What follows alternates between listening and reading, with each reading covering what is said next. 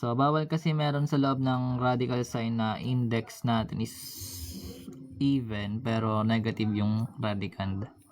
So, ano ba yung sinasabi ko? So, let's say meron tayong square root ng negative 1. Ito kasi equal sa I. So, kapag kukunin natin yung I squared, so pag in-square root natin, in-squared natin both side yung eto guys, na to. So, makakuha tayo ng value ng I squared, which is negative 1. Kasi makakancel lang tong squared, tsaka yung radical sign. So, ito yung value ng I. Then, yung sa I squared, ito naman. So, kung gusto mo I cube naman, mag-times ka ulit ng I. So, ibig sabihin, yung I cube, kung meron, that is what? Ano yung magiging I cube?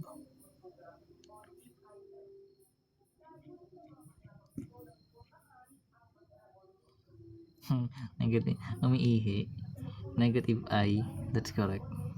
Kasi yung negative 1 times yung I, magiging negative I. Yan. So, ganun siya ginagawa. Then, kung I raised to 4 naman, ano magiging sagot?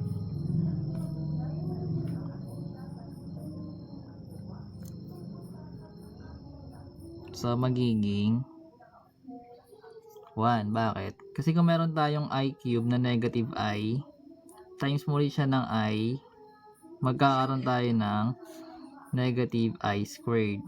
Wherein yung I squared natin is yung value niya is negative 1.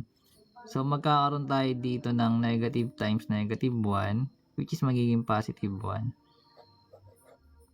Ayan. Then, mag-rotate na lang yan guys. Ibig sabihin yung I raised to 5 magiging I. Then, I raised to 6 magiging negative 1, and so on and so forth. Anyways, so, let's say meron tayo number 1. So, let's say meron tayo square root of negative 25. Anong sagot dito? So, basically guys, ito pwede natin to i-simplify na given natin na square root of negative 25 as square root of 25 times square root of negative I. Negative 1 pala, or I na lang. Negative 1 dapat. Yan. So, negative 1. Wherein yung negative natin na may square root, pwede natin ito isulat as I.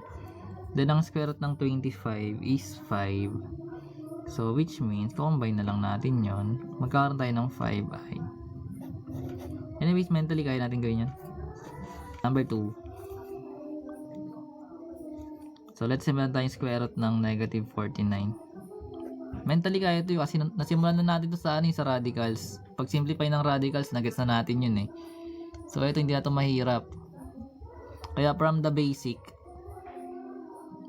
papunta sa medyo complex. Do complex number na nga eh.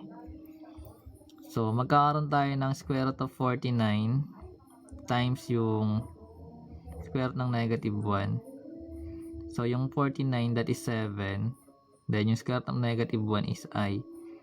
So, ito yung magiging sagot. So, number 3.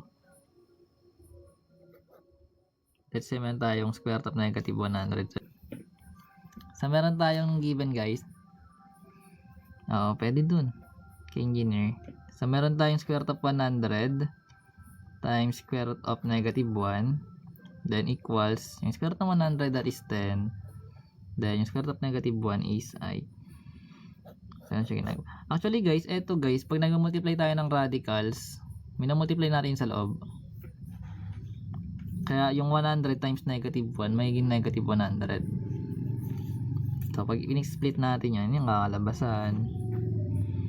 Next, number 4.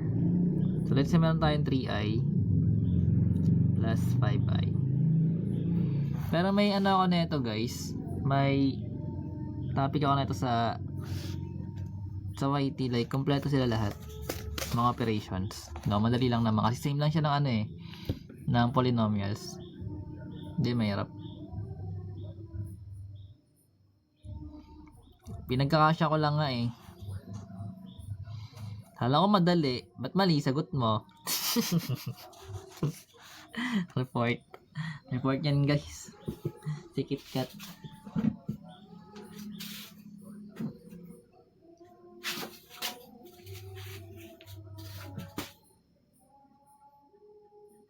Madali daw, tapos mali. Hindi, pares nga siya sa polynomials, 'di ba? Kapag similar yung terms natin sa polynomials, kinakopy lang natin yung variable. So kung add, i-add lang natin. So yung 3 plus 5 magiging 8. Then kakopy mo lang yung variable na I. Ano siya ginagawa? Number 5. Dami ko nang i-edit na naman nito. 2i times 4i. So magkakaroon tayo guys ng multiplication to, 'di ba? So sabi natin same siya sa polynomials. So dahil nag-multiply, multiply natin yung 2 times 4 which is 8. Then yung I times I, that is I squared. Wherein yung value ng I squared natin, that is negative 1. So which means magkakaroon tayo ng 8 times negative 1 which is negative 8.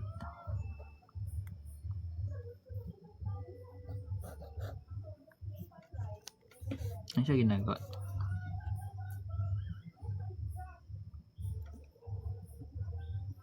Kaya nga tinuro natin to kanina yun, para naintindihan.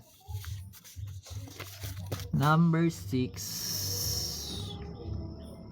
So let's say meron tayong square root of negative 4 plus square root of negative 16. So ito guys na square root of negative 4, di ba sabi natin pwede natin ito i-rewrite as square root of 4 times square root of negative 1. Wherein ang square root of 4 that is 2. Then yung square root of I is I. Square root of negative 1 is I. Yan. Then meron tayong plus. Copy natin yon. Muna tayo sa kabila. So itong square root ng negative 16 pwede natin i-rewrite as square root of 16 times square root of negative 1. So yung square root of 16 that is 4.